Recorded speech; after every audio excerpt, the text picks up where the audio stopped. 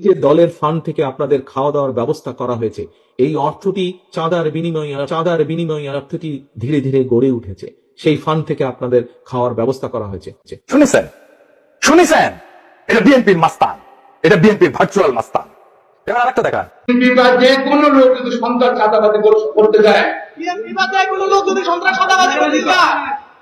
তাকে আমরা ঐক্যবদ্ধ জনগণকে প্রতিহত করবো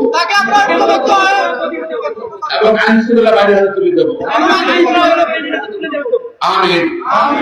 আবার ভালো থাকেন। বাংলাদেশ জিন্দাবাদ। শহীদ বেগম খালেদা জিন্দাবাদ। তারেক রহমান জিন্দাবাদ। বড় সমাবেশ হয়ে গেল, আমরা কি কোথাও চাঁদা তুলতে বলছি কাউকে? বলি নাই। আমরা নিজেরাও কারো কাছে চাঁদা চাই।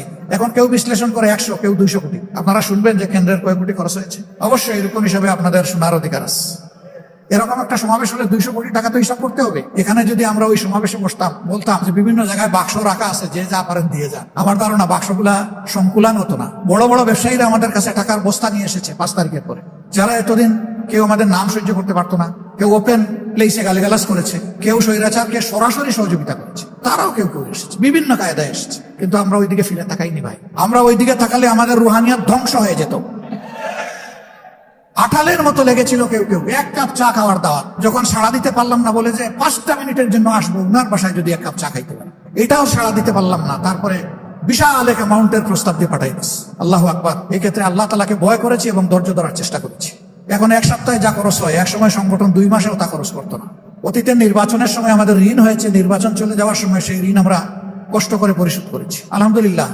এই যে মুমিনদের অন্তর আল্লাহ তাআলা নরম, তরল, কোমল, মানবিক, দরদি, মায়াবী করে দিয়েছেন। এখন কোনো ক্ষেত্রে আমাদের কোনো ঋণ নাই।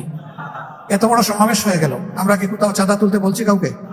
বলি নাই। আমরা নিজেরাও কারো কাছে চাঁদা চাই। এমন দৃঢ় মনোবল নিয়ে কে কথা বলতে পারে ভাই? 3জন নেতার কথা শুনলেন। 3জন নেতার কথা শুনে আপনি কি ভেবেছেন? কমেন্টে অবশ্যই আপনার মূল্যবান মতামত রেখে যাবেন। দেখুন, কে এভাবে বলতে পারে যে আমরা চাঁদাবাজি করি না, চাঁদাবাজি করতেও দেব না? এমন কথা কেউ বলতে পারে না। আমার মনে হয় তাদের কাছে এই দেশটা নিরাপদ, তারা এই দেশটাকে সঠিকভাবে পরিচালনা করতে পারবে। তা আল্লাহ পাক তাদেরকে যোগ্যতা দান করুন এবং আমাদেরকে তাদেরকে হেল্প করার মতো, তাদেরকে সেই জায়গায় সঠিকভাবে যাতে দায়িত্ব পালন করতে পারে সেই সাহায্য, সহযোগিতা, ভালোবাসা, সমর্থন সব কিছু দেওয়ার তৌফিক দান করুন। আল্লাহুম্মা আমিন।